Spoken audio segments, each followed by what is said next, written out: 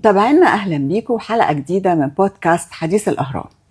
طول عمر الإعلاميات الكبار أمثال الأستاذة أمال فهمي والأستاذة ليلى رستم وغيرهم كان اللي بيعدلهم برامجهم أساتذة صحفيين كبار زي الأستاذ مفيد فوزي على سبيل المثال وغيره.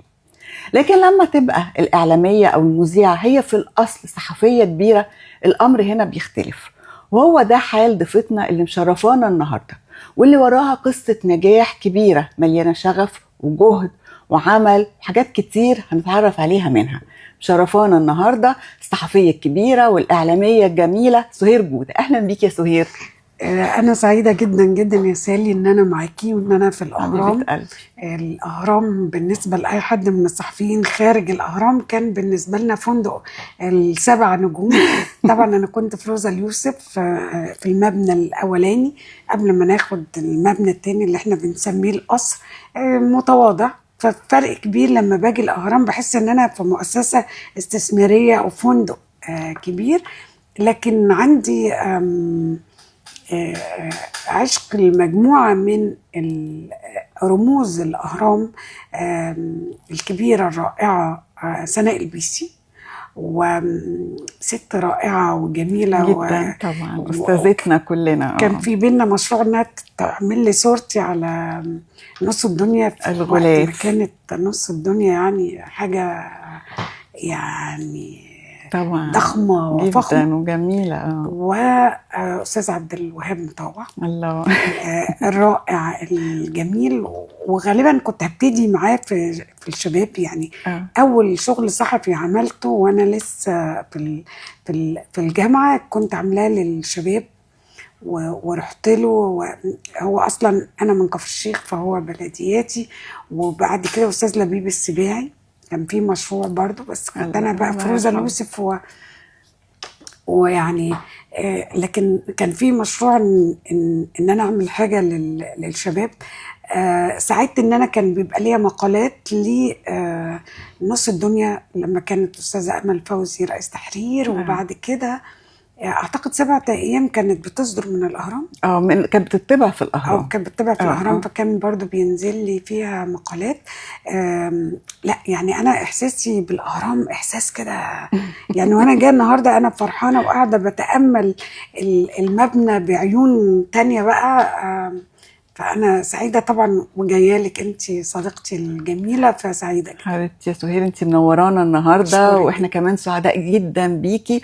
وعايزين بقى نعرف، طبعا هنعرف في الحلقة دي إن شاء الله سر سهير جودة، النجاح الكومبو ده بقى اتعمل ازاي في البداية. بس قوليلي يعني معظم الصحفيين هم يعني الشاطرين او النابهين او النابغين كان تلاقيهم ان هم صغيرين بيبقى عندهم شغف ان هو لما يكبر هيشتغل صحفي او بيحب الصحافة، بيشتغل في مجلات المدرسية، الحاجات دي كلها. هل انت كان عندك الشغف ده من وانت صغيرة ولا دخلتي الصحافة من باب ان هي وظيفة؟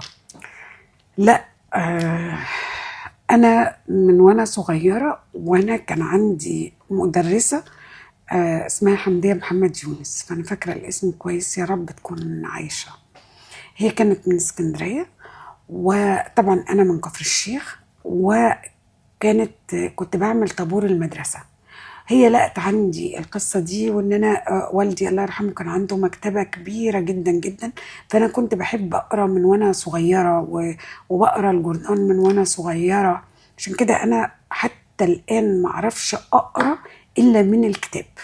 لازم كتاب وقلم ورقي مش إلكتروني وتعلمي يعني وتتني الصفحات كلنا لكن فكرة إن أنا يعني أنا شوية نظرتي للدنيا على قديم. فأنا مش متفاعلة في حاجات معينة مع التطورات الجديدة. فهي كانت بتعمل لي كانت تكتب لي الموجز الأنباء وتديهوني أكتبه، وأنا كان بيساعدني والدي إن أنا أقول حديث الصباح، بيت شعر، في عيد الأم سابني أنا مرة كتبت الكلمة بتاعت عيد الأم. فده كان من وأنا في ابتدائي. فالقصة دي يعني مش بس بتقولي كمان كنت انت اللي بتكتبي؟ اوكي. وبعدين كان عندنا برضو المجلات الحائط والحاجات المدرسية، وبعد كده قصر ثقافة كفر الشيخ. طبعا احنا كان عندنا ناس عظماء اصلا من كفر الشيخ، يعني أسامة أنور عكاشة من كفر الشيخ، فاروق جويدة أصلا. نسيت أقول إن أنا برضو كنت باجي الأهرام من الأستاذ فاروق جويدة. اتولد أصلا في قرية اسمها الشعرة في كفر الشيخ. الأستاذ عبد الوهاب مطاوع كان ليه قرايبه، كان ليه نحات كبير اسمه عالمي كبير برضو من كفر الشيخ، فحتى أعتقد قصر الثقافة كان متسمي على اسمه. أستاذ إسماعيل عبد الحافظ، أستاذ محمد دفراوي، أستاذ محمد جلال عبد القوي، ربنا يديله الصحة. يعني كتاب كتير وفنانين كتير ومبدعين كتير أصلا من كفر الشيخ. فأنا برضو في قصر ثقافة كفر الشيخ كان في مكتبة كبيرة تروحي تقعدي تقري أو تستعيري الكتب. وكان عندي أنشطة كتيرة جدا في قصر الثقافة، وكنت معروفة على مستوى المحافظة إن أنا بطلع في كل المسابقات اللي هي بتاعت الشعر والخطابة والصحافة، وأول جايزة خدتها من الأنشطة دي، وكنت دايما باخد جوائز متقدمة. حتى التمثيل عملته برضو في قصر الثقافة. كمان دخلتي في التمثيل. وخدت ممثلة أولى، وكنت باخد ممثلة أولى في الجامعة. فأنا طول الوقت كنت بقول لأصحابي، كنا بنلعب كمان كرة طايرة في نادي كفر الشيخ، فكنت بقول لأصحابي أنا هبقى مذيعة. فحتى أنا فاكرة في بنت منهم لسه فاكراها لحد دلوقتي اسمها هويدة، كان باباها مدرب في النادي. قالت لي لما تطلعي بقى على الشاشة ابقي شاوري لنا. ايوه. فأنا يعني بحب الصحافة والكتابة، والكاتبة والناقدة الكبيرة نهاد صليحة أصلا من كفر الشيخ. فلما اتقابلنا في قصر ثقافة كفر الشيخ، لأن كان في فرقة كفر الشيخ المسرحية كانت من أهم الفرق على مستوى الجمهورية. طلع منها ناس كتير، وكان نقاد كتير بيجوا يحضروا العروض المسرحية دي.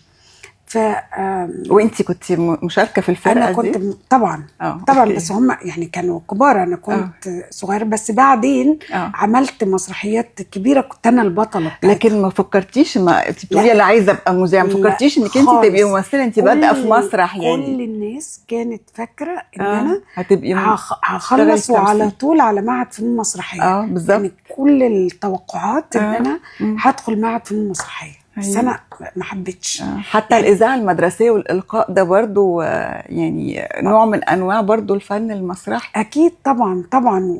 وكان في ناس عظماء في فرقة كفر الشيخ المسرحية كانوا ليهم دور كبير في التدريب. في شاعر كبير رائع واسمه معروف عربيا، الشاعر محمد شهاوي. ده برضو من الناس اللي أنا تأثرت بيهم جدا بكتاباته وقراءاته وبشخصيته. يا رب يديله الصحة يا رب. وأنا مقصرة جدا، وإن شاء الله يا رب يكون بخير، إن أنا يعني فقدت التواصل بدوامات الحياة. لكن الفترة دي كلها يعني كونت الشخصية اللي هي عايزه اقول لك دكتوره نهاد صليحه، انا بقى كتبت في مجله المسرح. يعني اول حاجه نزلت لي كصحافه بعيدا بقى عن مجله كفر الشيخ، عن الحاجات المدرسيه، عن كذا، كانت في مجله المسرح. كان ماسكها دكتور محمد عناني اللي كان زوج دكتوره نهاد صليحه. طبعا. فدي كانت اول حاجه تنزل لي كصحافه. وبعدين بس انا كنت بحب روزا اليوسف جدا. لا بس هنا قولي لي بقى، انت فاكره دي اول حاجه تكتبيها وتتنشر بشكل رسمي في مجله؟ يعني دي مجله تابعه لوزاره الثقافه مش كده؟ طيب فاكره كتبتي عن ايه سهير؟ هو انا اعتقد ان انا كتبت عن نقد عن مسرحيه برضو من مسرحيه كفر الشيخ. اوكي. يعني اعتقد ان انا ان ده كان المقال. لكن الشغل بقى الصحفي كان بدايته كان في روزا اليوسف وازاي جيتي من كفر الشيخ للقاهرة؟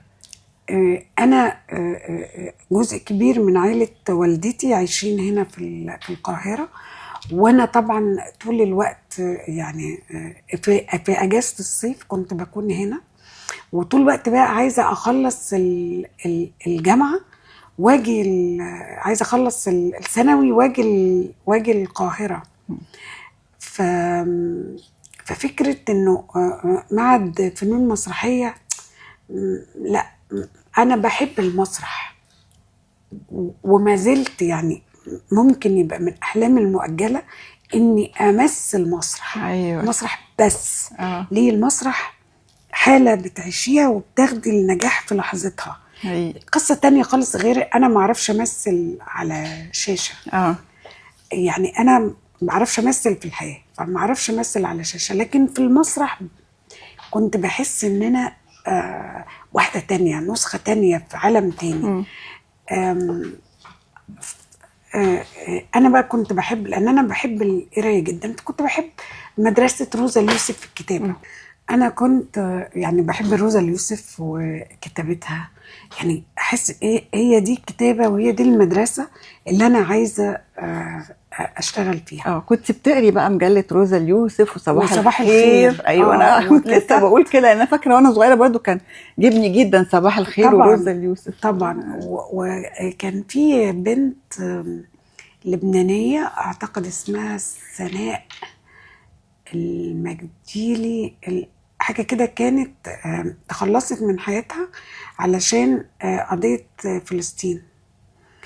سناء محجلي فانا فاكراها كويس قوي. فانا كتبت عن سناء محجلي.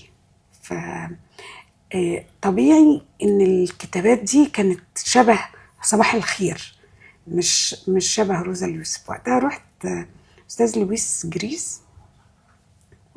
جريس كان متحمس لي جدا. احنا عايزين نرجع برضو معلش انا هقطعك كده ونرجع تاني. انت نطيتي حته، انت كنت عايزه، ما كنتيش عايزه تخشي فنون مسرحيه، دخلتي ايه؟ انا دخلت تربيه لغه عربيه. اوكي تمام. وبعد كده رحت اكاديميه الفنون، درست في اكاديميه الفنون بس مش معهد فنون مسرحيه، درست نقد فني. اوكي. ودرست لي بقى وقتها دكتوره نهاد صليحه، دكتور نبيل راغب، دكتور نبيل صادق، دكتوره نجوى بسيوني. يعني اللي هو بقى بتدرسي الفن. الدكتور في الموسيقى ناقد رائع جدا، انا مش عارفه ازاي نسيت الاسم دلوقتي، لكن كان مجموعه هايله جدا من الدكاتره الكبار في معهد النقد الفني. تمام. نرجع لاستاذ لويس جريس. استاذ لويس جريس كان متوقع لي لدرجه خالد منتصر الكاتب الكبير قال لي مره ان استاذ لويس قال له ان سهير هتبقى وزيرة إعلام. يعني هو كان متحمس لي إلى هذه الدرجة. لكن أنا اشتغلت في روزا اليوسف. بس انت حققتي نجاحات كبيرة قوي يا سهير في مجال طبعا الصحافة والإعلام، وهو كان واضح إن هو كان عنده رؤية صحيحة. يعني الأستاذ لويس جريس الله يرحمه، والله يعني أتمنى أن أنا أكون عند حسن ظن. الله يرحمه كان راجل رائع. في روزا اليوسف بقى المؤسسة اللي فيها صباح الخير وفيها روزا اليوسف كان فيها بقى ايه اللي هو حياة تانية. فاللي هو كنا بنقعد مثلا نشتغل في ايام لحد الساعة 2 بالليل، ما كناش بناخد فلوس عشان الاجيال الجديدة. والله العظيم كنا بناخد مكافأة وما كناش متعينين. لكن انا اشتغلت وقت الاستاذ عادل حمودة.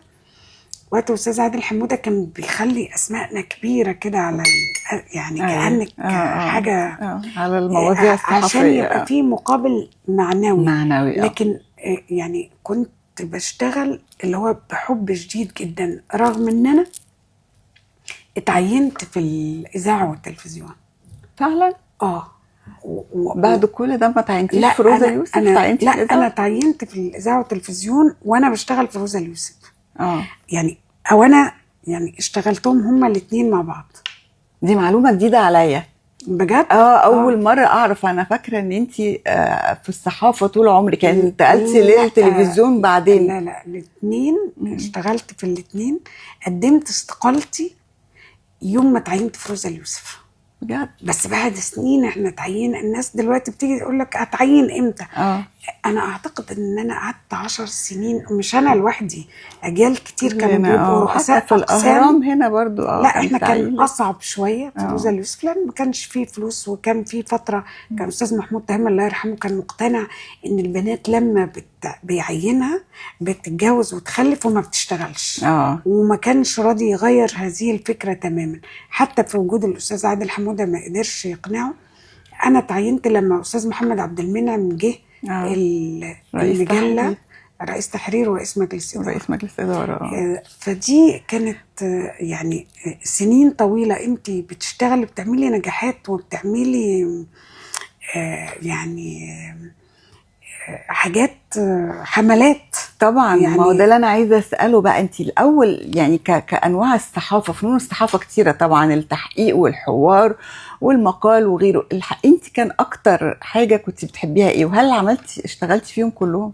هو انا يعني روزا اليوسف كان يعني بتعتمد على طول على اللاعب الجوكر، فان انت بتشتغل. يعني عملت حوار كبير للدكتور اسامه الباز، كان فيها حاجه عندنا اسمها صالون روزا اليوسف، بس دي بفتره متقدمه يعني.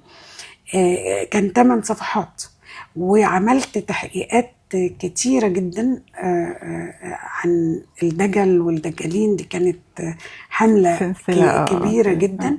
وعملت يعني عملت حاجات في التحقيقات كتيرة جدا.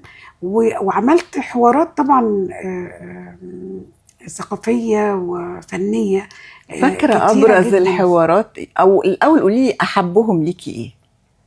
أحب يعني الحوار ولا التحقيق ولا المقال؟ كله طبعا أكيد المقال. بس أنا يعني لحد ما خلصت روزا اليوسف، يعني الوقت اللي بكتب فيه روزا اليوسف ما كنتش بكتب مقال بمعنى المقال. يعني حتى لما كنت بكتب حاجة أحس إن هي مقال، ما كانش بيتكتب عليها مقال، كان لازم يتكتب تحقيق، حوار كده يعني. كان الدنيا كانت مختلفة خالص. استمتعتي بأي نوع فيهم أكتر أو حبيتيه أكتر؟ لا ولا كل شغل روزا اليوسف. أنا في التوازي بقى كنت بعمل إيه في نفس التوقيت؟ كنت في الإذاعة والتلفزيون، كنت في إذاعة الشباب والرياضة، وقبلها عملت إعداد لبرامج في البرنامج العام وفي الشرق الأوسط. وبعدين اتعينت في الشباب والرياضة. اتعينت كان أستاذ كبير ثروت أباظة، يعني احنا في نسب بيننا وبين الأباظية. فكان وقتها أستاذ أمين بسيوني كان هو رئيس اتحاد. فقال له إن أنا عندي حد كويس وهي بتشتغل عندكم بالقطع وكده. وقتها كان ده سبب التعيين يعني. وقتها رحت على التلفزيون على اساس هم استاذ امين بسيوني تخيل ان انا طالما يبقى انا عايزه ابقى مذيعه في التلفزيون. كانت مفاجاه بالنسبه لهم ان انا قلت لا انا عايزه الاذاعه. دي كانت مفاجاه كبيره جدا، اللي هو كل الناس عايزه تطلع على التلفزيون طبعا. فانا لا، كنت حاسه ان الاذاعه فيها حريه الصحافه. وبعدين احنا روزا اليوسف كانت دايما على يسار الحكومة. ناس كتير كانت متخيلة ان روزا اليوسف دي معارضة. حقيقي طبعا. وعندهم الرأي الحر وعندهم الشجاعة طبعا. وفي نفس الوقت يعني بعدها كنت في الفريق بتاع، اشتغلت طبعا في مجلات عربية، وكنت في الفريق بتاع الاي ار تي اللي عملوا برامج. كان في 3 برامج للدكتوره هالة سرحان.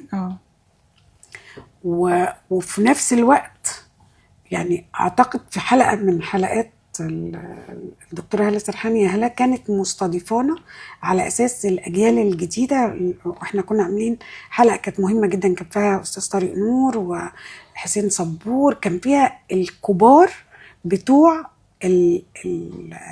كل المجالات المهمة في مصر. وكانت حاطة في الشباب يعني بتفاوت الأعمار اللي هي شايفة إنه هم هيبقى ليهم مستقبل. وطبعا انا كنت بشتغل معاها، فهي كانت شايفاه والبرنامج ده كان ناجح جدا جدا واستمر فتره طويله. وده بيتهيألي اللي يعني اللي مش هقول صنع اسم سهير جودة، بس هو ده زي عمل نقطه انطلاق. انا كنت بقى بشتغل في البرنامج ده ببلاش. ما كنتش باخد فلوس، بس احنا اسم سهير جودة لمع جدا في الفتره دي. ايوه، لان من نجاح البرنامج. انا بجد كنت بشتغل باخلاص شديد جدا حقيقي، لدرجه ان انا كنت بالي في كل اعمالك بتشتغلي باخلاص، وده اللي انا بقوله، اخلاص والتزام. كنت ببقى واقفه احنا كان بيبقى فيه جمهور. كنت ببقى واقفه مع الجمهور لما كلمه تتقال من ضيف حلوه، او حتى الدكتوره هاله تقول انا بسقف، محدش طلب مني ان انا اسقف عشان الناس تنتبه وتسقف.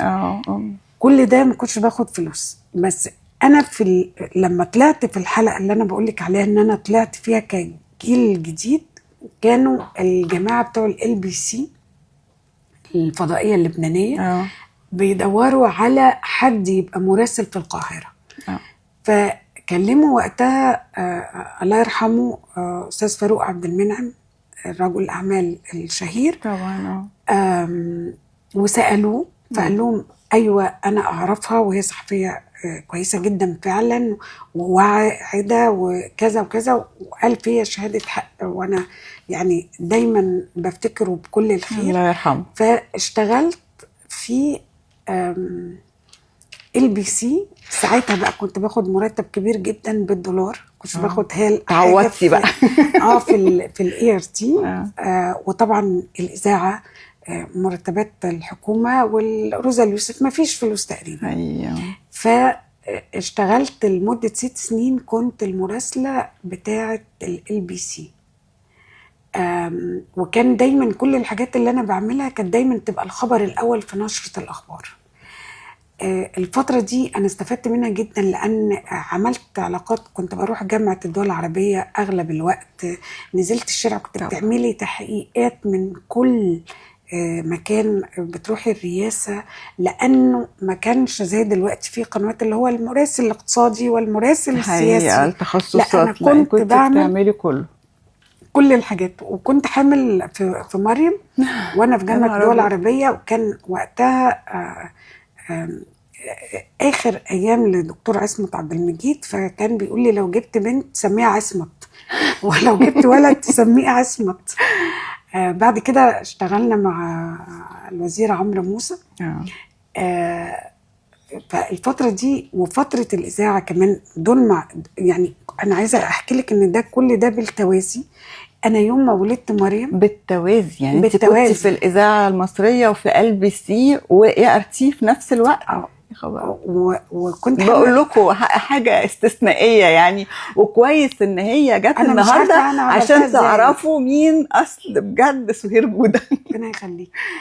وانا حامل في مريم كنت بصور تقرير في رمضان عن اجواء رمضان للLBC، وخلصت تصوير وروحت واتسحرت ونمت.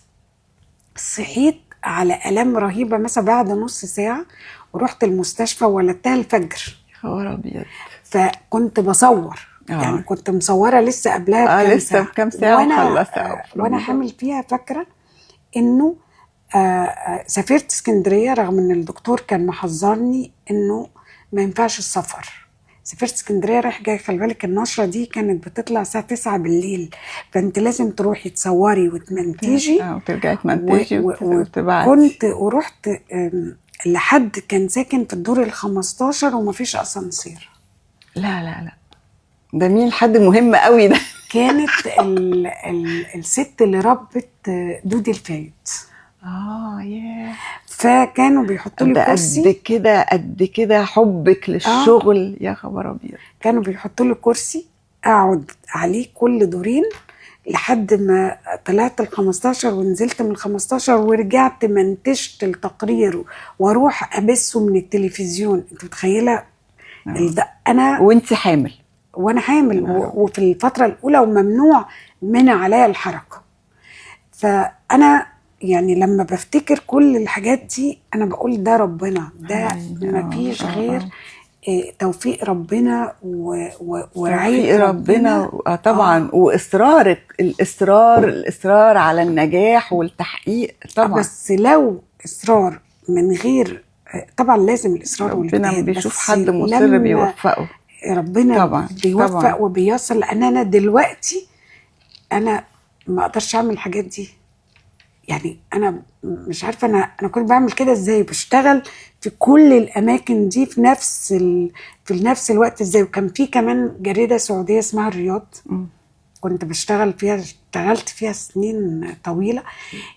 اللي هو انت بتحاولي تلاقي مصدر دخل، لان الحاجات المهمه اللي انت بتشتغلي فيها تشتغليها من غير فلوس. حقيقي. دلوقتي الاجيال الجديده لو جيتي تتكلم يقول لك اللي هو ازاي واللي هو ايه. فاحنا اعتقد احنا جيل مختلف جدا، يعني جدا جيل طبعا. ما كانش بيقول لا لاي شغل طالما هو هيعرف يضيف فيه شيء وبجد واخلاص، وما انتش باصه للفلوس ولا باصه ايه مين إيه. يعني ما كانش فيه الحسابات اللي هي موجوده دلوقتي. حقيقي.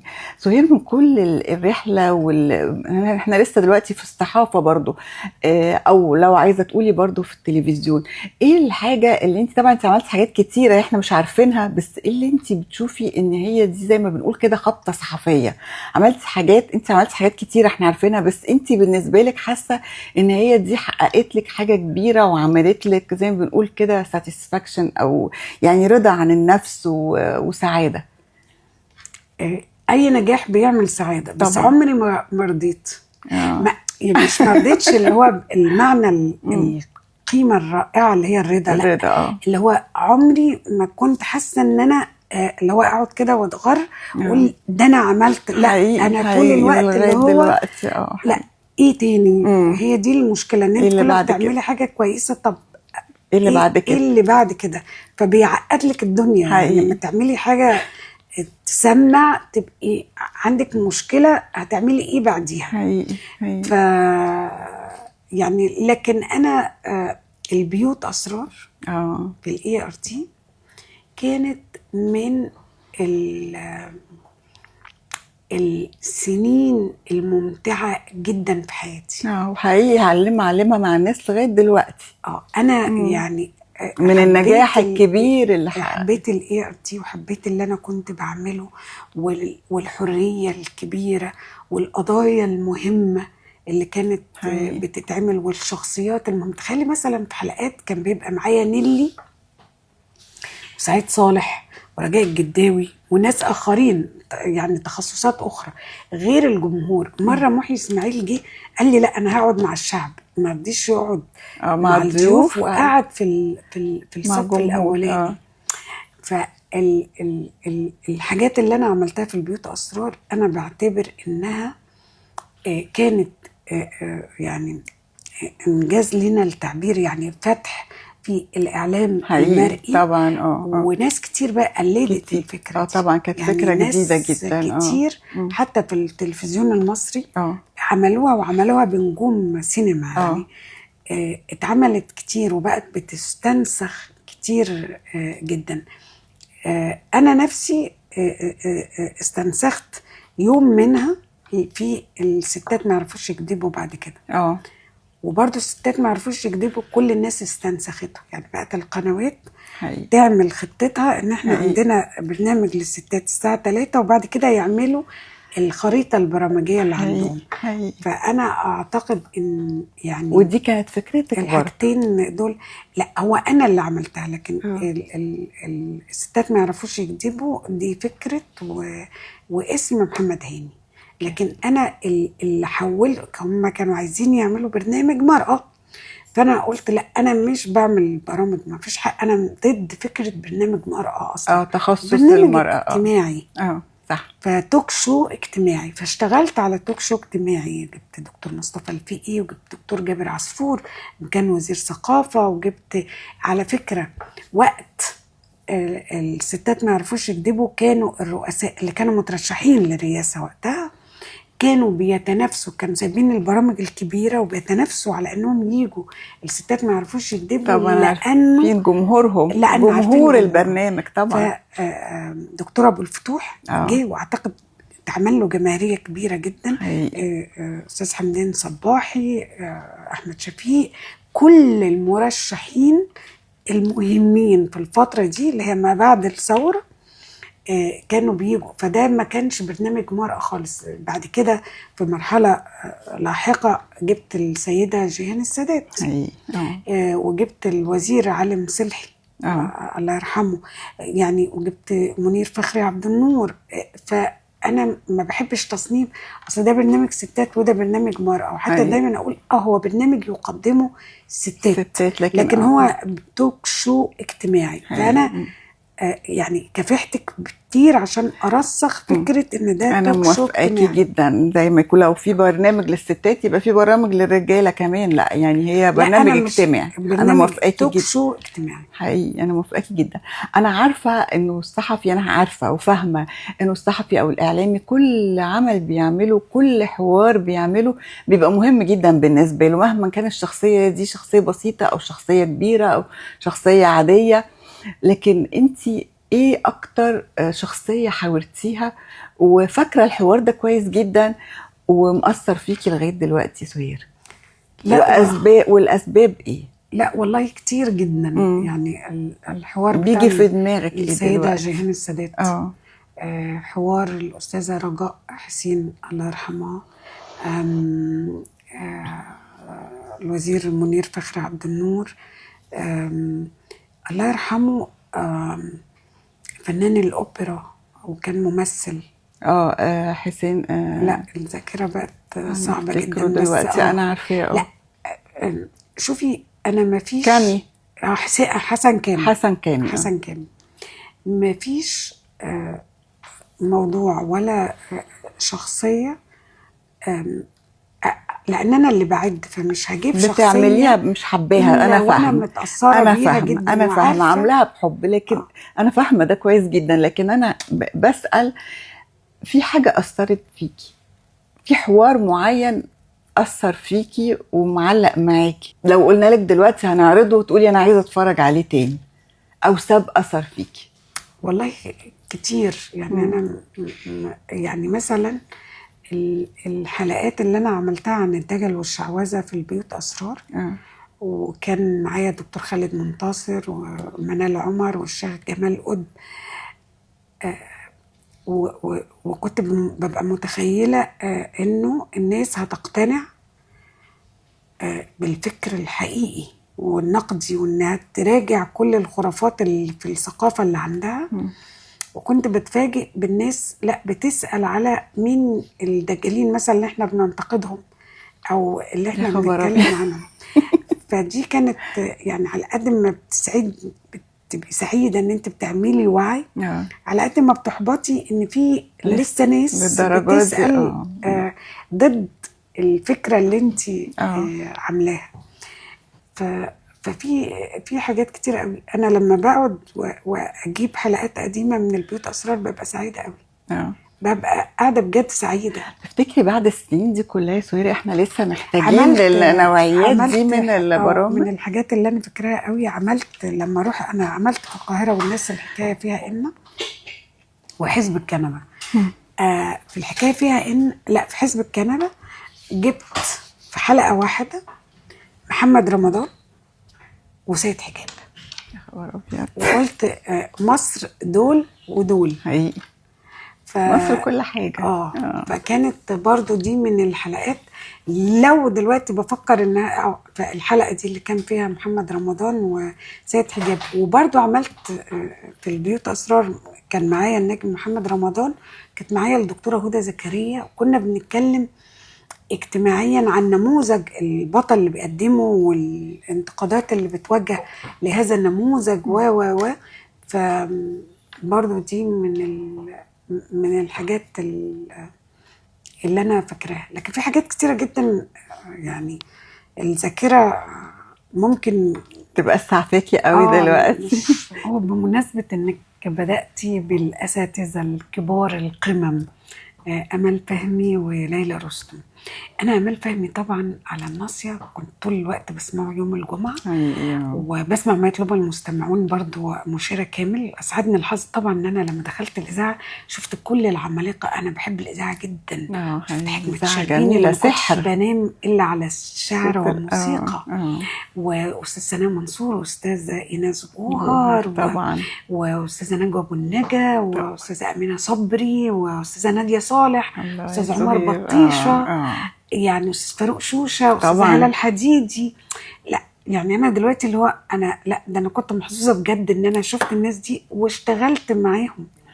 ف استاذه امال فهمي كنت دايما احلم ان انا هقابلها تعمل معايا حوار وتقول لي تحبي تسمعي. كنت طول الوقت بجهز نفسي ايه الاغنيه اللي انا هطلبها. فربنا اداني اكتر لان بقى عندي معاها علاقه صداقه كبيره جدا، وكنت بروح لها بيتها في الزمالك وسجلت معاها بقى مذكراتها لروزا اليوسف. الله. فكانت برضو من احلى الحاجات اللي انا عملتها مذكرات الاستاذه امال فهمي. هايل. بالمناسبه المذكرات انا عملت مذكرات مريم فخر الدين، واول حاجات لمريم فخر الدين دمها خفيف وتكشف فيها الحاجات دي قبل كل البرامج كانت معايا في البيوت اسرار.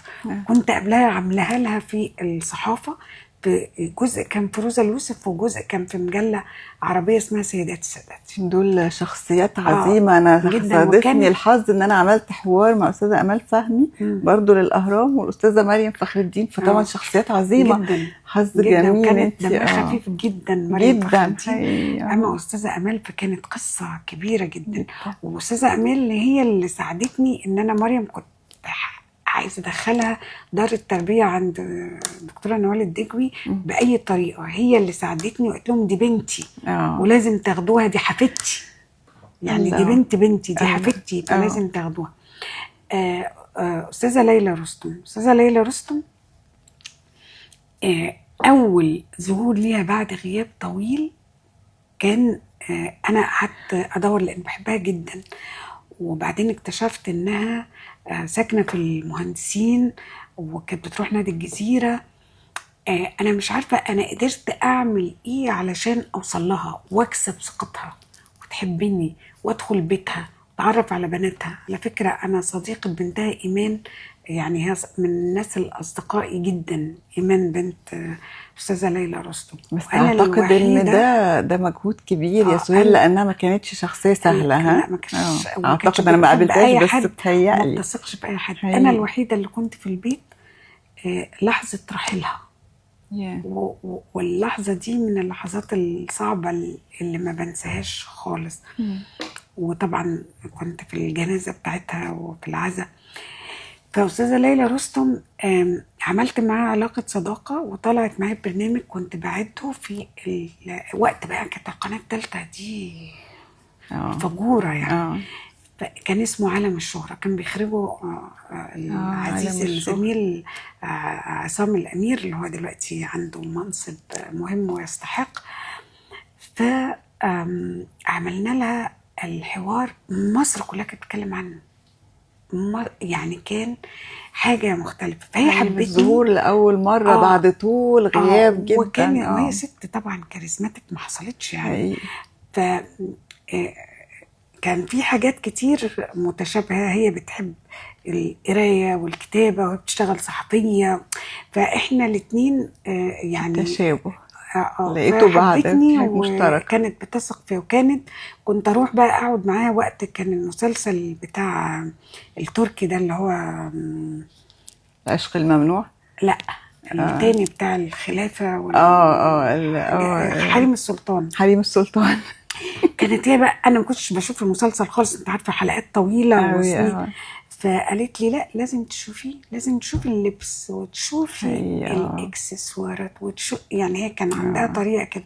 فكنت اروح لها وادخل معاها المطبخ ونعمل حاجات ونقعد بقى نتفرج على المسلسل ونقعد نتكلم وبتاع. فبجد من الشخصيات اللي أثرت فيها جدا واللي اتعلمت منها بشكل غير مباشر، سواء وانا بشوف حواراتها او بالعلاقه الشخصيه اللي اتبنت بيني وبينها. بس انت يا سهير يعني يعني من المعروف عنك ان انت شخصيه محبه للجميع، وكمان الناس، يعني دي علاقه متبادله، يعني دايما عندك علاقات متنوعه جدا، سواء في الفن، سواء في الصحافه، الفنانين والصحفيين والرياضيين وكله. مش هقولك حققتي ده زي اللي انت اكيد طبيعه شخصيه يعني، لكن مين اللي بتعتبريه الاول، مين اتاثرتي بيه، ومين يعني زي الاستاذه ليلى رستم كده اثرت فيكي وتعلمتي منها؟ واستاذه نجوى ابو النجا، واستاذه ناديه صالح، واستاذه امل فهمي، وفي كاتبه صحفيه أثرت فيها جدا جدا، أستاذة نجلاء بدير، زوجة محمود سعد. هي مؤسسة خير، هي بتعمل خير طول الوقت، هي مش عاملة حاجة مؤسسية، لكن هي في حد ذاتها. فأنا يعني مبهورة بيها وما زلت مبهورة بيها. بحاول اعمل حاجات شبه اللي هي بتعملها طول الوقت في الحاجات اللي هي بتاعت الصحة تحديدا يعني. وببقى سعيدة جدا لما بقدر اكون سبب ان حد ربنا يكرمه بالشفاء، وان انا اساعد الناس في اللحظات الصعبة دي.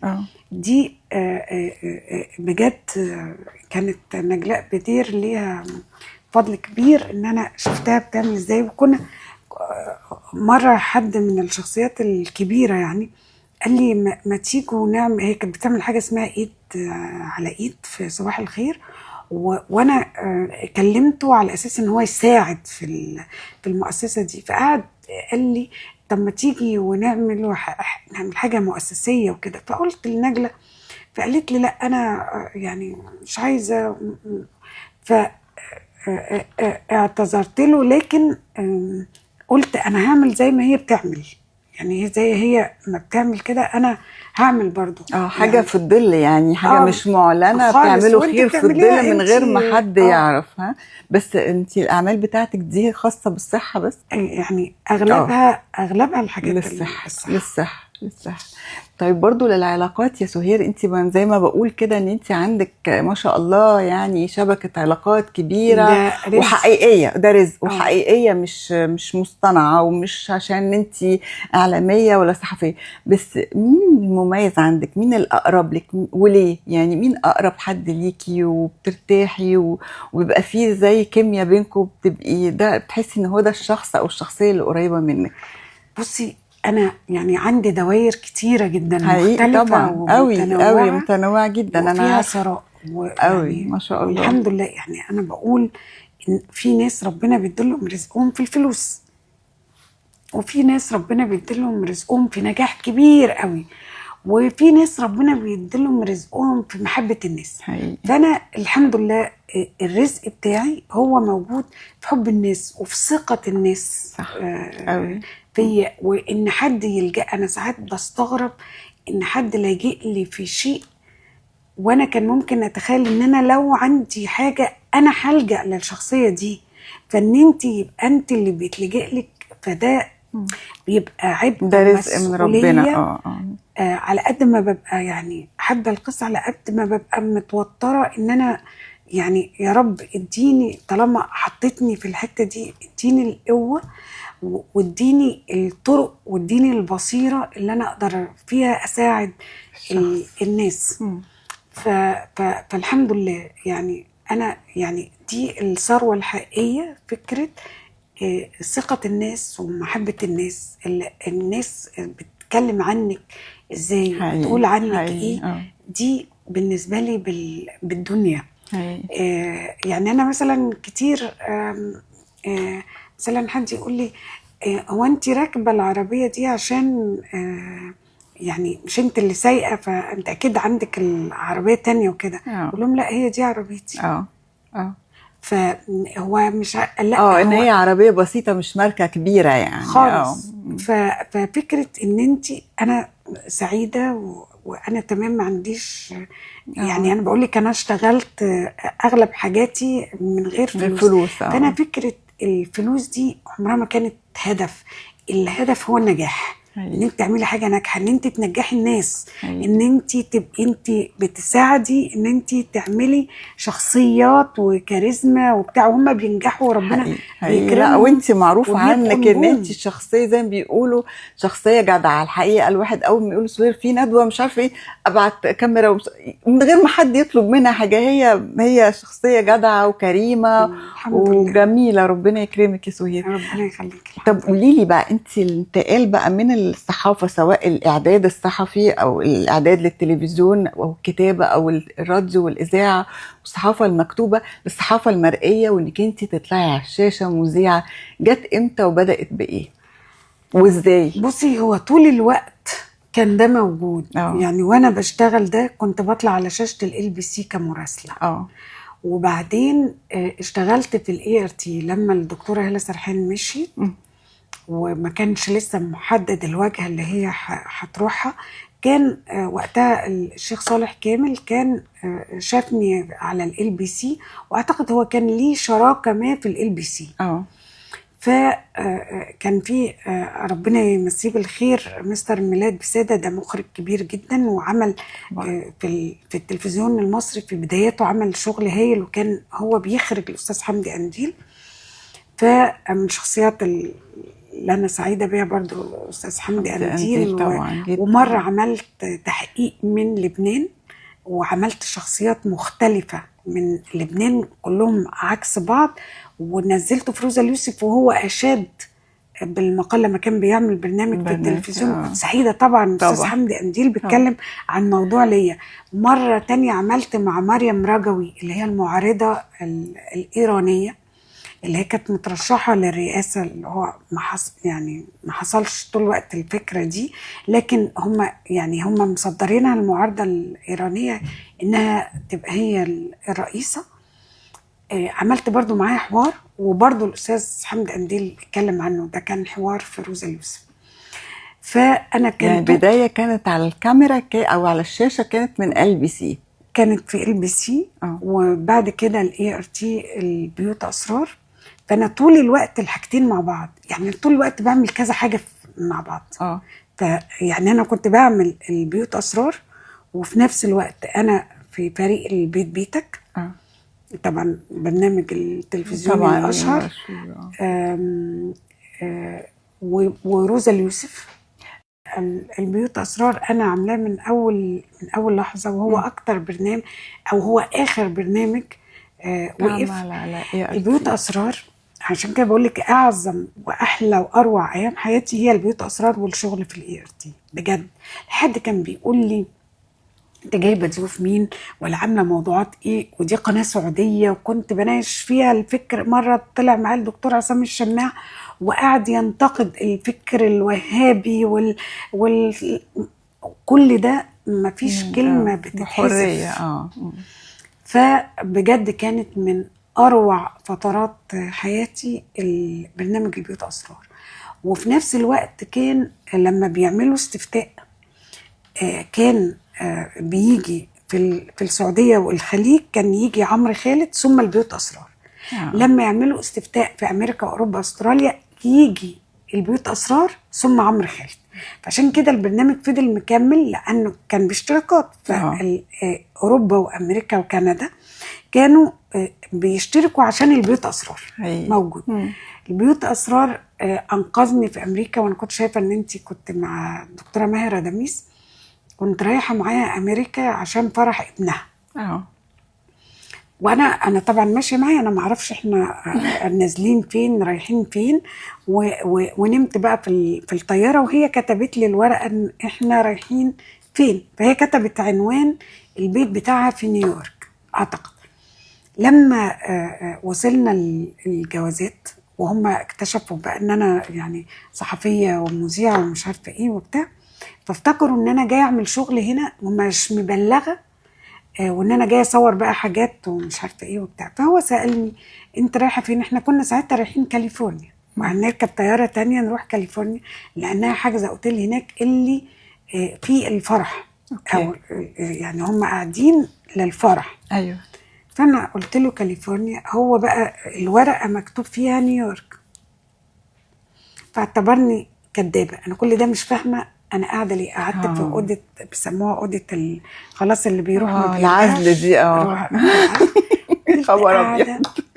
والناس تيجي وتمشي والناس تيجي وتمشي وانا قاعده، وانا عندي 4 ديسكات في رقبتي والرحله طويله، وكنت لابسه رقبه. واعتقد قبل ما اسافر كنت تعبانه جدا، ورحت الدكتوره علا رجب، وقعدت تديني حقن فيها نسبه كورتيزون عشان اقدر اسافر. المهم فانا على اخري ومش قادره، فانا رحت قلت لهم كلموا لي السفير المصري او القنصل، انا عايزه السفير المصري او القنصل. تمام. فقالوا لي تمام استني احنا بنجيب حد هو المسؤول عن القصه دي. شويه بعد كتير لقيت حد داخل بيتخانق جدا ان هو كان خلاص وصل عند البيت وبترجعوني ليه ومش عارفه ايه وبتاع. فانا بقى بالعربي بقى قعدت ارطن وامريكا قعدت بقى ايه فلقيت الصوت اللي كان بيزعق ده لقيته ورايا، فبيقول لي انت سهير جودة؟ حد بيتكلم عربي الحمد لله. لا وعرفني انت عارفه اللي هو كانه طاقه القدر انفتحت طبعا. فبصيت له كده قلت له ايوه. قال لي ليه عامله كده؟ ايه الرقبه دي؟ ليه مبهدلينك كده؟ استني ثانيه واحده. وراح طالب التليفون ومكلم حد. قال لها عارفه مين معايا في المطار دلوقتي؟ سهير جودة، خدي كلمي مراتي. انا بجد مش قادره انسى، انا مش فاكره الاسم الاولاني بس هو بشاي. وهو قال لي ان هو بقاله تقريبا 30 سنه هنا في المطار، اعتقد ماسك حاجه في الامن وخاصه المصريين والعرب. وقعد قال لي اصل المصريين بيجوا كتير وما بيرجعوش ومش عارفه ايه وبتاع، فهم خافوا ان انت كذا. طبعا قعد يقول لهم دي نجمه ازاي تقعدوها كده وازاي تعملوا فيها كده وازاي مش عارفه ايه وبتاع. ما طبعا كانت قاعده بره، الرحله بقى فاتتنا اللي هتودينا كاليفورنيا، كانت قاعده بره. فكل شويه تبعت لي حد يشوف انا اخباري ايه، فيقول لها نو واي هتترحل. يا خبر ابيض. ففجاه لقتني طالعه من قاعه كبار الزوار، فقعدت هي كانت بتعيط اللي هو لا كانت لحظه. انا اعتقد اول ما رجعت واول حلقه عملتها اتكلمت عن الشخصيه دي اللي اتمنى يا رب لو بيشوفني يكون في الف عافيه وخير. بجد هو انقذني، وحسيت ساعتها انه اكيد الحاجه الحلوه اللي الواحد بيعملها العطاء، موقف جبر خاطر بيقعد له طبعا في موقف زي كده. يعني تخلي بقى ان انا اترحل وارجع كانت صعبه جدا طبعا. فانه اللي هو بقول لك ما تقول لي الراجل كل ما ابعته يقول لي هتترحل، ما فيش كلام هتترحل. فبجد فبقيت كتير ابقى مصدقه ان في معجزات. طبعا بتبقي اكيد يعني ربنا كريم جدا وكبير جدا الحمد لله رب الحمد لله. وانتي تستحقي يا سهير. قولي لي طب بمناسبه بقى الموقف ده، اكيد برضو خلال مشوار حياتك في الشغل بالذات تعرضتي لمواقف محرجه، ممكن تكون موقف على الهواء او موقف شغل حتى مش على الهواء. ان انا انسى اسم ضيف وانا على الهواء. يعني دي هقول لك على موقف. تعملي ايه بقى؟ احكي الموقف ده. مرة نسيت اسم حد ضيف، قلت له حضرتك ممكن تقدم نفسك؟ مش قاعدة اقول واملى وقت وان انا افتكر الاسم، مش قادرة افتكر الاسم. فقلت له حضرتك قدم نفسك. وقدم نفسك. ان انا اطلع في ايام ان انا فجأة ما بقاش شايفة كويس، فانا الورق اللي قدامي ده مش شايفة. ايوه اللي مكتوب عايزة النضارة. مش شايفة ولا ايوه عايزة مش شايفة. ف يعني ساعات في نوع مكياج اكتشفت ان هو بيشوش على العين على الرؤية. فده كان بيبقى موقف صعب جدا، ان انت ضيف يعتذر وانت طالعه هوا. احنا خلي بالك احنا مثلا الستات الساعه 3 فان ضيف يعتذر وانت طالعه هوا يعني او قبلها بيوم او ليلتها. فشغلة اعصاب حقيقي. توتر بجد حقيقي. يعني فكره انه انت اللي بتعملي تحرير القصة دي مأساة. أنا بقول إن الصحافة دي أصعب مهنة في الكون، حقيقي. أصعب حقيقي. مهنة، حقيقي. سواء بقى كانت يعني مكتوبة مقروءة أو أو طب إن أو أنت طالعة كاتباها بس طالعة طبعا. على طبعا. الشاشة، طبعا. خاصة لو أنت معتمدة على الضيوف. طبعا.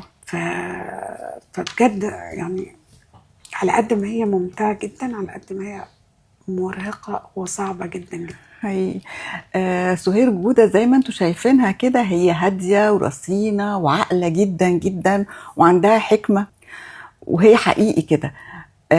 يعني مش بس على الشاشة، هي فعلا شخصية كده. بس اتعرضتي يا سهير لمواقف او موقف انا بشوفه موقف كان بحسه ان هو كان موقف سخيف. الناس كلها كانت متعلقه بيكي وقت برنامج الستات ما يعرفوش يكذبوا، ويقعدوا الساعه 3 او 4 مخصوص يتفرجوا عليكي.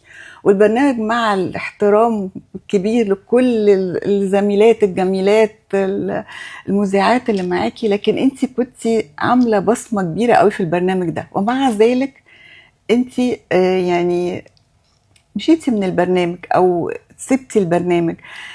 ايه اللي حصل وازاي استقبلتي حاجة زي دي بعقل سهير جودة وبشخصيتها؟ لا انهارت. لا انهارت بجد يعني. تعبت ودخلت مستشفى وعملت قسطرة. يا نهار ابيض. لا لا لا، كان اعتقد ان ده كان الموقف الاصعب.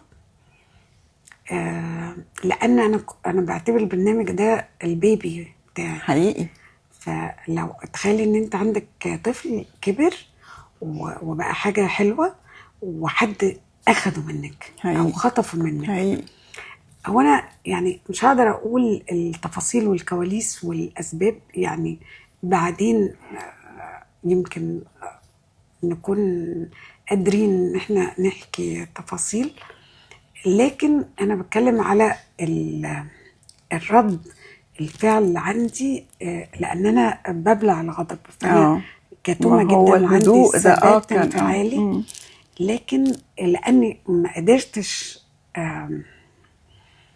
وما كنتش حابه ان يعني كنت تقدري ساعتها تطلعي وتقولي القصه، بس مش دي شخصيتي وانا ما كنتش حابه اعمل كده. ما هي مش دي شخصيتك، ما هو عشان هي شخصيتك العقل كله ده والحكمه ورصانه واستيعاب الناس كلها، ازاي ده يتعمل فيكي؟ هو بس هو ده يعني انا ده اللي الناس كلها لا بتسأل. ناس كتير قالت اصل كانوا عايزين فلوس اكتر، اصل هم مش عارفه ايه، اصل ايه، وبعدين هي غدر. غدر. ما هي دي القصة اللي احنا يعني واللي وصل لنا ان هو غدر. واحدة زي دي ازاي بيتغدر بيها وليه؟ ما هو ازاي وليه ده مش هعرف اقوله دلوقتي. لكن تعبتي. بقولك دخلت المستشفى وعملت قسطرة في القلب وانا ست صحية جدا، باكل صحي جدا، بمشي، يعني ما بشربش سجاير، ما بشربش قهوة، ما بشربش شاي. دلوقتي بقيت بشرب قهوة مرة 3 أيام في الأسبوع، وبشرب شاي مرة في اليوم. لكن اللي هو انتي ما بتعمليش ولا حاجة مش صحيا يعني. أيوة. عشان يحصل حاجة زي فجأة كده. حاجة زي كده وتدخلي لا كانت صعبة، بس الحمد لله الحمد لله. عشان تتحدي اكتر، عشان تدخلي في رحله تحدي جديده. حقيقي. وتعملي الستات ويطلع من اول يوم بالمصطلح الجديد بتاعنا ترند. حقيقي. وكل الناس يعني تقول ان النسخه دي اقوى كتير من النسخه اللي فاتت. حقيقي. وان انت تعملي مجهود اكبر واكتر. فالحمد لله. فالواحد دلوقتي ساعتها طبعا كنت معمية بالغضب والخذلان والحزن، لكن دلوقتي بشوفها ان هو ده ربنا برضو يعني ما بيديناش غير الخير. يعني قعدتي قد ايه يا سهير ما بين وقوف البرنامج الستات ما يعرفوش يكذبوا لانك انت تبدأي الستات؟ احنا مشينا في شهر 9، في نص 9. وبرضه يوما ما هحكي ازاي حتى الحق المادي 10 سنين ما اخدتهوش. فالحمد لله، يعني الحمد لله بالنسخة الجديدة. يعني دايما ربنا بيعمل الافضل، او يعني على قد الوجع بيعمل تعويض وطبطبة. حقيقي ربنا يوفقك دايما يا حبيبتي. سهير، بنشوف ليكي مؤخرا فيديوهات على السوشيال ميديا. هل ده بقى يعني ده الترند الجديد، او يعني دي الصحافة الجديدة الشائعة دلوقتي، ولا انت يعني بتعملي الحكاية دي عشان الموضوع ده ولا لا؟ شوفي، انا ما كانش لي علاقة بالسوشيال ميديا غير انها الصحافة الجديدة، وكنت واخدة موقف نفسي، لان انا بالنسبة لي صحافة، وانا حزينة طبعا ان الصحافة المقروءة وصلت لهذا الحال يعني.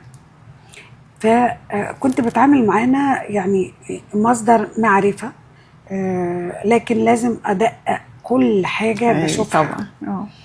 ويا ريت كل الناس تدقق فعلا، مش أي حاجة تشوفها تصدق. يا ريت حقيقي. وبعدين مرة كنت في حفلة فيها محمد منير، وأنا يعني بنت من اللي كانوا بيشتغلوا أيام الCBC قالت لي ما تيجي نعمل صفحة. قلت لها يعني إيه صفحة؟ يعني بجد ما كنتش اعرف يعني ايه صفحه. انا بشوف كده الصفحات فاكره ان الناس دي اصلا هم عندهم ده شغلهم يعني. قلت لي لا، لازم نعمل لك صفحه ومش عارفه. قلت لها اعمل ايه صفحه؟ تقول لي طب اديني اي ماتيريال، اديني اي حاجه احطها عليها. اقول لها مش انت بتروحي اماكن كتيره قوي، ما تصوري اللي انت بتروحيه. اقول لها لا، مش عايزه، مش في دماغي، مش مركزه. يعني حتى فرح مريم نفسه انا ما عملتش فيه اي حاجه لانه ما كانش في دماغي، يعني لحد وقت قريب انا مش في دماغي خالص السوشيال ميديا. وبعدين تحس ان في حاجه اتفرضت عليك، انه هو واقع. هفضل اهرب لامتى؟ طول الوقت انا متمسكه بالقديم، وانا برج السرطان فعندي حنين طول الوقت للقديم ورافضه كل الجديد. بقى خلاص عندي يقين انه لازم ان ده جزء اساسي من القصه. فمره كنت في حفله منير، صورت فيديو ليه كده وهو بيغني، وكانت معاه ليلى علوي، فلقيت الفيديو عمل 6 مليون وانا صفحتي عليها كان 23,000. انا بقولك انا وانا حطيته عليها بالصدفه، او طلعت لايف تقريبا، ما حطيتش صفحتي الشخصيه بالصدفه، برضو هي الصفحه اللي طلعت لي فحطيت عليها. فقالوا لي لا، لازم تنتبهي بقى وتركزي وكده. فساعات يعني مؤخرا بقيت شويه، لما في ناس طبعا هي اللي موجوده على الصفحه وهم اللي بيحركوني طول الوقت، وصوري وابعتي واكتبي واعملي يعني لولا قوة الدفع الذاتي. احنا شفنا هو من يومين امبارح تقريبا او اول الاستقبال بتاع مصطفى شوبير، وكل المواقع نقلتها عنك نقلة عن صفحة الأستاذة في ناس بودة. في ناس ما كتبتش، يعني في بجد؟ ناس ما نسبتش. يعني في ناس استباحت الموضوع من غير ما يكتب، وخدوا حتى الصور، يعني صوروا صور الفيديوهات وخدوها. لكن انا معايا فريق، معايا مندو، احمد مندو هايل جدا، ومعايا هبه الهواري، بنوته هايله ومخلصه وبتحبني وطول الوقت يعني هي اللي بتشجعني. ويلا ويلا اعملي كذا والنهارده كذا، خلي بالك تعملي جدول. ايوه ان انت ازاي بتروحي مثلا عيد ميلادي، اصحابي فاجئوني بيه. انا كنت فاهمه ان احنا خارجين خروجه صغيره، فاكتشفت انه حاجه كبيره، وقالوا لمجموعه يعني شخصيات مختلفه يعني. وعرفت انا قبلها بيوم مثلا انه، بس برضه كنتش متخيله ده، انه لان كان عندي فرح. ايوه. قلت لهم انا هروح الفرح، يعني نتقابل قبل يا نتقابل بعد. فقالوا لي ولا قبل ولا بعد، هو ما ينفعش. ليه؟ قالوا لي عشان احنا عاملين كذا يا جماعه، ده انا عندي فرح. فقالوا لي مش هينفع، لازم تبقي من الاول للاخر. فلان حتى ما تصورتش مع التورته. راويه ممدوح هي عامله لي التورته والديكوريشن حاجه حلوه جدا، بتزعلني ان انا ما اتصورتش في الديكوريشن الحلو ده ولا اتصورت في التورته. هو انت يعني زي ما بنقول كده يعني سيده العلاقات العامه الاولى بقت في مصر دلوقتي، بس بعيد عن الحفلات والاحداث. لا انا بس عايزه اقول لك انه الحفله طلعت ترند برضه. وفي ناس صوروا استاذه ناديه الجندي العزيزه. ايوه هي بترقص فطلع ترند كله. انا لحد دلوقتي ما حطيتش على صفحتي لان انا الفيديوهات، لان انا مش مركزه. انا هبه تقول لي يعني احنا الترند طالع من عندك ليه يوميها ما طلعتيش ما عملتيش مش عارفه ايه. لا انا يعني انا مش مركزه، انا مستمتعه باللحظه. ايوه مش عايزه اعمل حاجه. ولحد دلوقتي قاعدين يقولوا لي طب فين الفيديوهات، طب فين الحاجات عشان يمنتجوا ويحطوا، بس بعد ما كل الناس حطتها. حتى الان يمكن ابعت لهم النهارده الحاجات تنزل بكره تنزل النهارده، بس يعني شوفي القصه دي كانت يوم 30. احنا دلوقتي واحنا بنسجل يوم ايه 13 يعني بقالنا 13 يوم. فانا اللي هو بتزق في اوكي. بس غير الموضوع ده الحفلات او الحاجات الايفنتس اللي انت بتحضريها يا سهير، في حاجات تانية انت عملتيها. يعني انت مثلا رحت زرتي الاستاذه نجوى فؤاد وسجلتي معاها حوار، وعملتي اظن مع فريده فهمي. يعني عملتي حاجات كده للسوشيال ميديا مش للتلفزيون.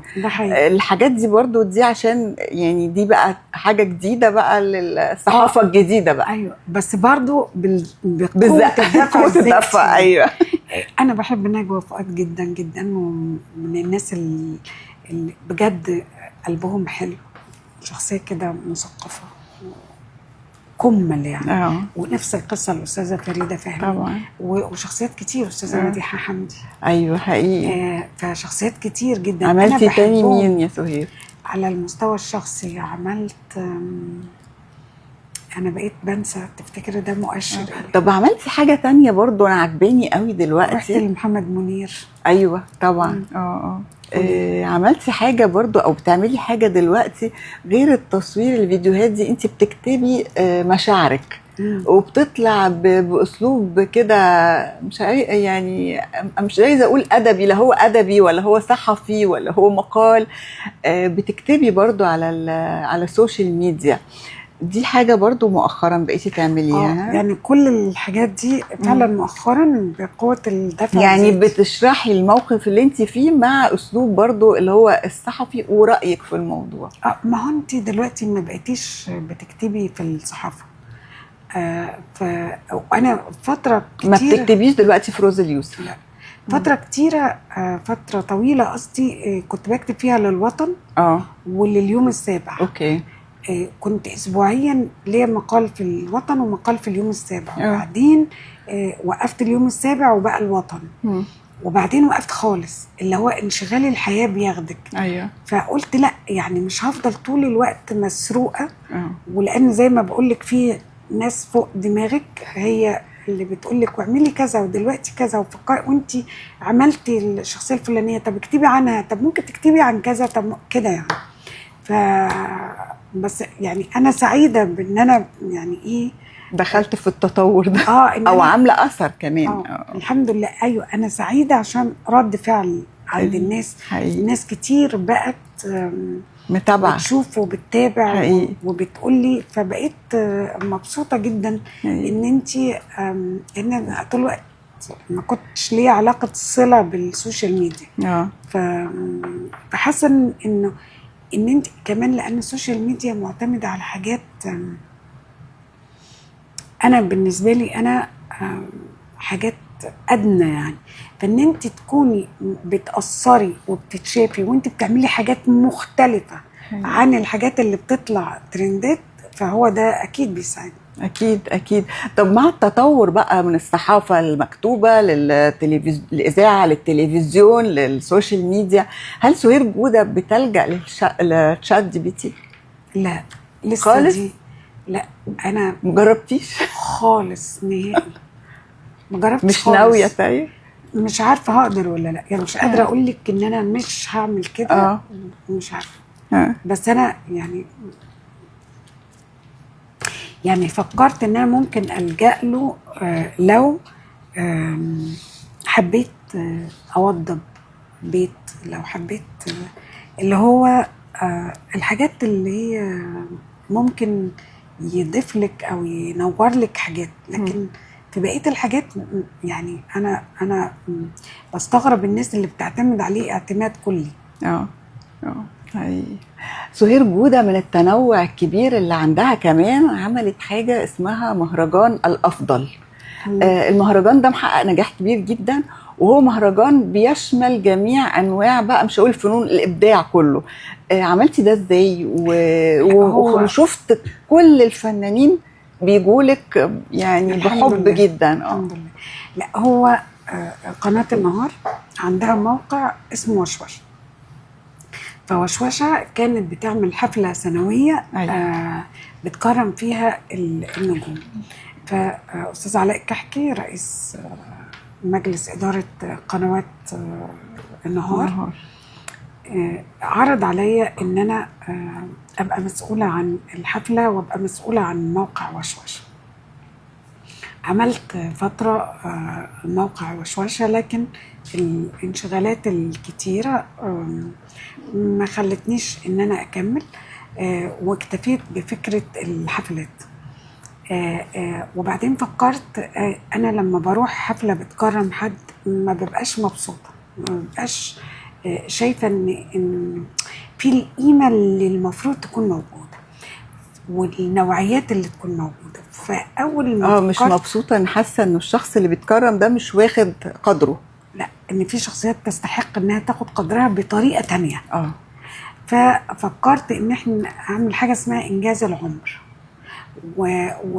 وحطينا بقى بالترتيب دكتور مجدي يعقوب، حسن شحاته، الخطيب، طارق نور، يحيى الفخراني، سميرة احمد، ونادية الجندي، ومحمود سعد.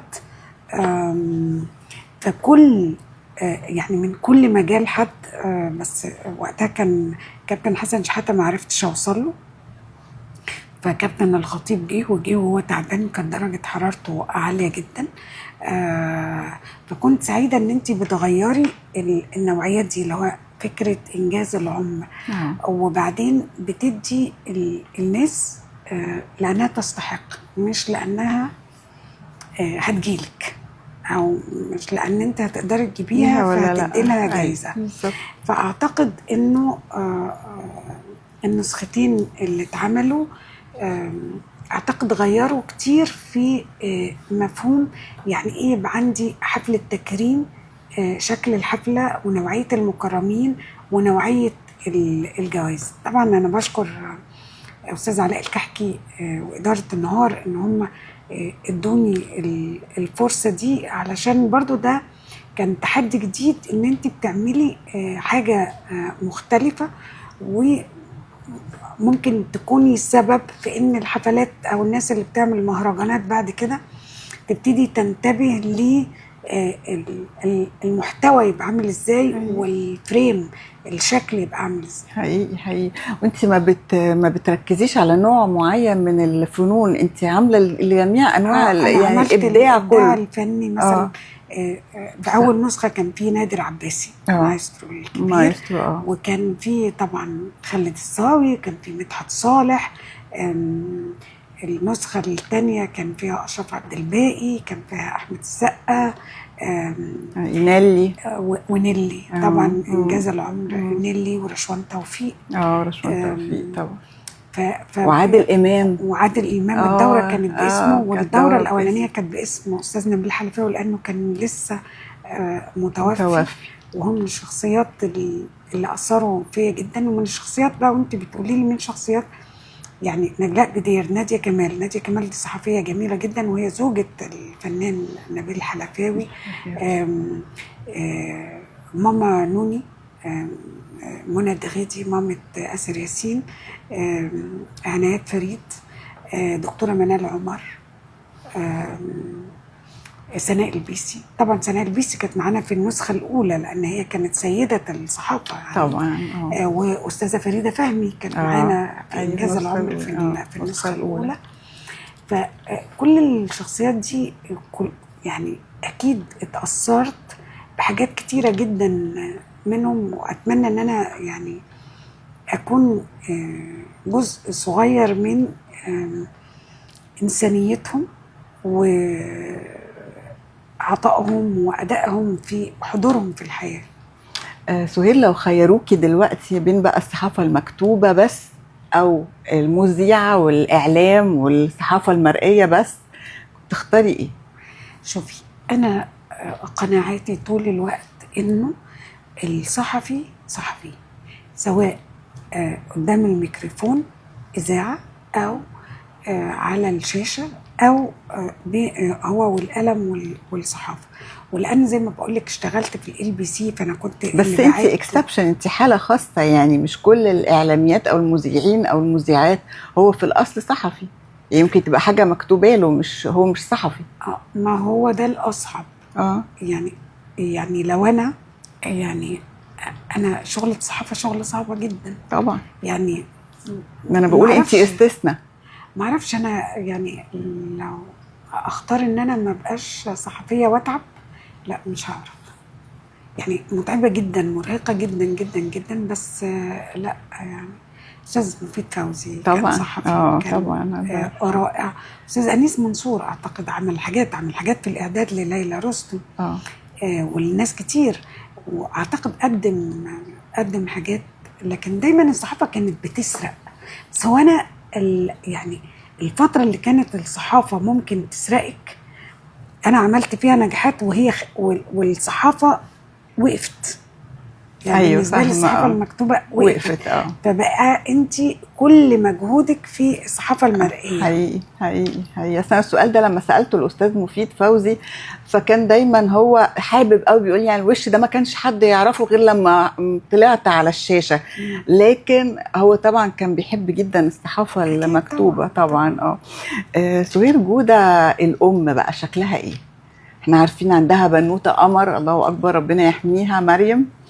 شكلها ايه سهير جودة؟ وعندك عندي مريم وعندي عمرو. بجد انا ما اعرفش، ما شاء الله، الله يخليهم. بصي، انا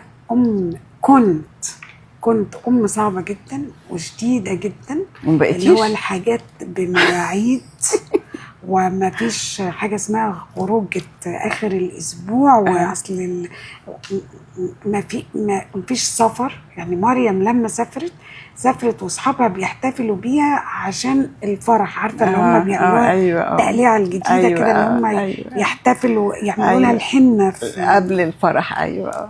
لدرجة إن هم كانوا بيزغرطوا لها إن هي أخيرا سافرت لوحدها، سمح لها بالسفر. فبتقولي في المطار كانوا بيستغربوا في الطيارة بيزغرطوا لك ليه، لأنهم فاكرينها في ثانوي. فقالوا لها أصلها، فبتقولي كل الناس بتتغاظ قوي إن كل الناس يقول لها أنت 16 سنة، فقول لها خليكي ثابتة، أنا وعندي 21 سنة. فقالت لي أنا دلوقتي بقول إن أنا عندي 21 سنة ومامتي عندها 21 سنة. أيوة حقيقي.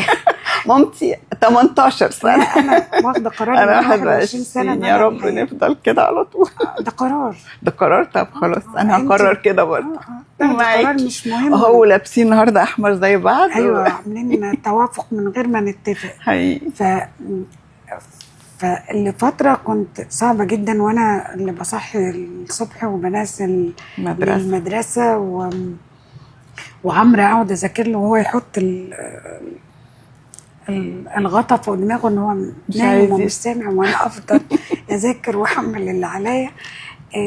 لكن خلاص بقى يعني بتيجي لفترة، هي بقى مريم اللي بتعمل معايا العكس دلوقتي. يعني هي دلوقتي مامتي، بس هي مستبدة أكتر. يعني هي بتعمل فيكي إيه بقى؟ بخاف منها جدا جدا.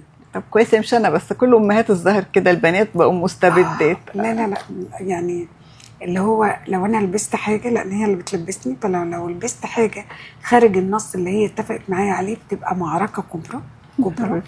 لو حطيت روج احمر كارثه.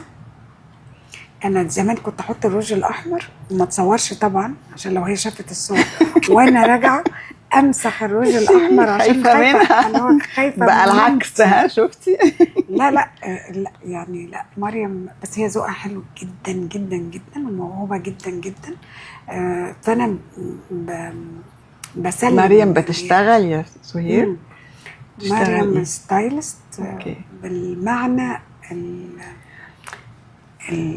الحقيقي لفكره الستايل. هي مش بتختار لك لبس، لا هي بتختار لك، بترسم لك شخصيه. ايوه طبعا، شخصيه كامله.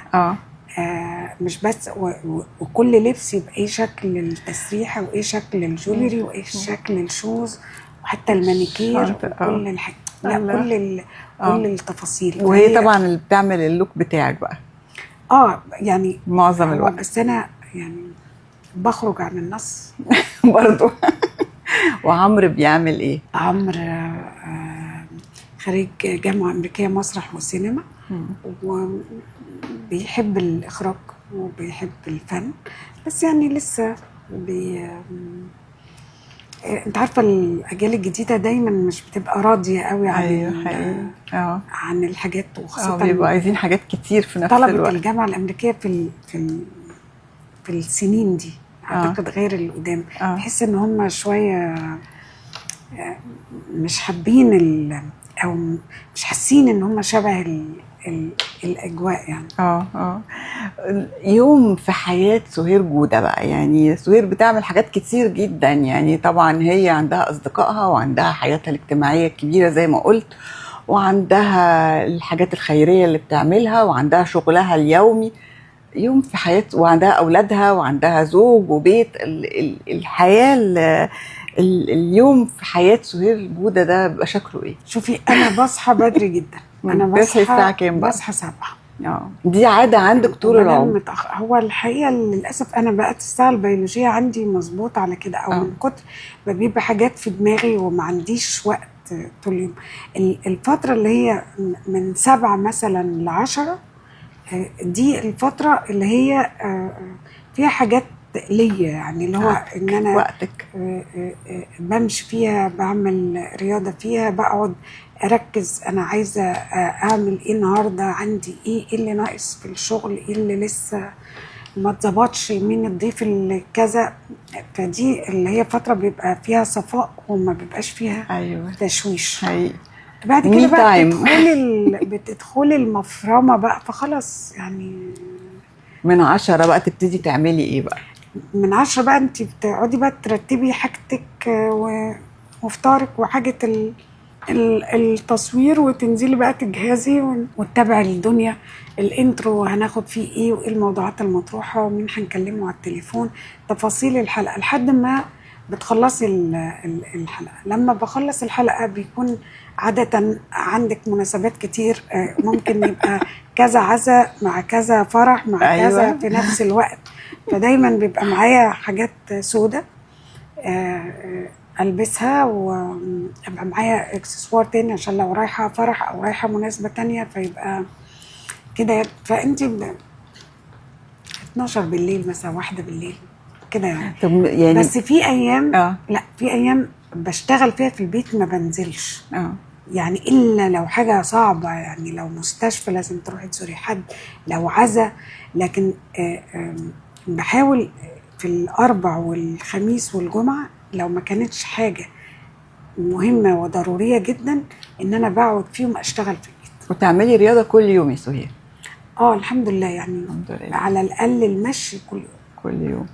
عايزه برضو اسالك، انت يعني مش معقول تكوني معانا وما نسالكيش بقى، بتتابعي مين بقى، بتقري لمين، بتشوفي ايه البرامج اللي بتحرصي ان انت تشوفيها بشكل يومي؟ بصي انا بقرا لكل الناس.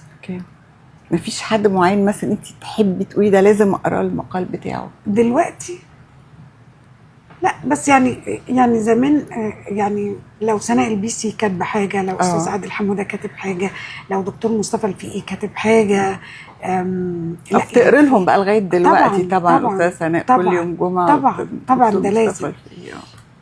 لكن البرامج اكيد بشوف، علشان لازم بشوف عمرو اديب طبعا، بشوف لميس الحديدي، بشوف اسعاد. لا لازم تشوفي، مش لازم يعني تشوفي للاخر، بس تشوفي عشان تعرفي مين بيعمل ايه. فده جزء برضو من الشغل، ان انت فكره المتابعه طبعا وده برضو بياخد وقت. اكيد. بتشوفيهم على الهوا ولا ترجعي بقى تشوفيهم على يوتيوب او اونلاين؟ لو انا في البيت في الايام اللي عمرو بيطلع فيها بشوفه على الهوا او على الاقل الساعه الاولانيه. اوكي. وغير كده بشوف بقى على التليفون، على السوشيال ميديا. سهير جودة، اسعدتينا وشرفتينا، وميرسي جدا على وجودك معانا النهارده، وكل التوفيق ليكي في كل حاجة جديدة بتعمليها وفي اللي بتعمليه دلوقتي دايما يا سهير. أنا سعيدة جدا جدا بيكي، وسعيدة بحديث الأهرام. حديث الأهرام بقى أعتقد ناس كتير جدا بتتابعه دلوقتي، لأن انتوا بجد بتعملوا مجهود كبير وتجيبوا شخصيات أنا أحب إن أنا أشوفها. يعني بتهيألي أنا بشوف كل الشغل بتاعك، وفي زملاء كمان بيعملوا حاجات حلوه برضه في حديث الأهرام، في السوشيال ميديا الأهرام برضه، يعني اكيد بتابعهم.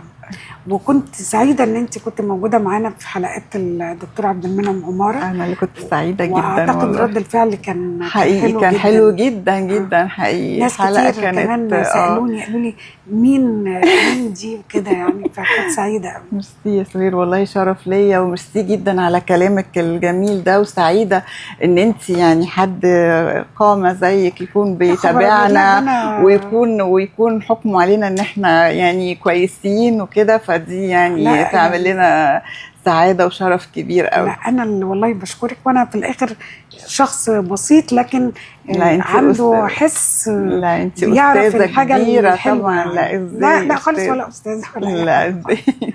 بشكرك جدا جدا، وبتمنى لك كل توفيق وتفوق وتألق، ودايما يبقى فيه توافق بيننا يا رب ان شاء الله. دايما توافق الوان وتوافق مشاعر وتوافق روحي. حقيقي يا سهير نورتيني بجد. متابعينا لحد هنا تكون خلصت حلقتنا النهارده مع الاعلاميه الكبيره الجميله الاستاذه سهير جوده. انتظرونا وحلقه جديده من بودكاست حديث الأهرام.